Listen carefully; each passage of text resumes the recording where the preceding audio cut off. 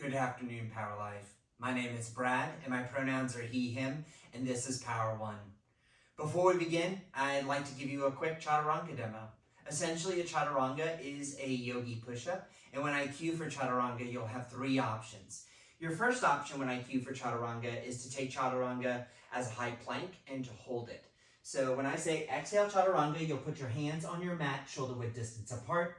You'll ground down from your hands into your mat, spreading your shoulder blades apart, engaging your core, shining your hamstrings towards the ceiling, and stacking your heels over the balls of your feet.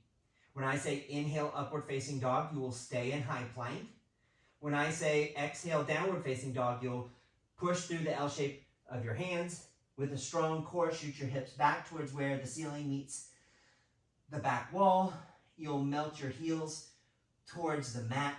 It is absolutely fine if your heels do not touch the ground. Okay?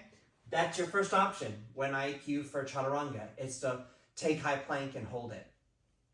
Your second option when I cue for Chaturanga is to take Chaturanga from your knees. So when I say exhale Chaturanga, you will be in high plank.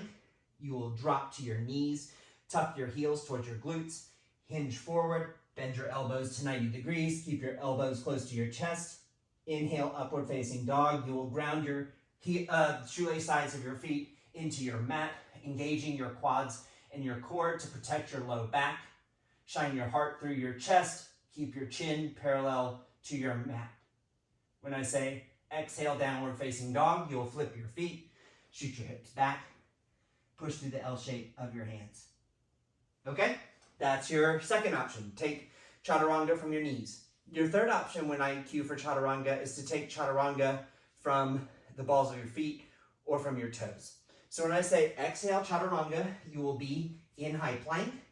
You will hinge forward, bend your elbows to 90 degrees, keeping your elbows close to your rib cage. Inhale, upward facing dog, flip your feet, shine your heart through your chest, keeping your quads off your mat. Exhale, downward facing dog. Shoot your hips back. Okay? Those are your three options when I cue for Chaturanga. Please keep in mind that this is your practice and you should listen to your body and take the option that feels best for you. So as we move through our practice, feel free to change or to modify which options you use throughout your practice.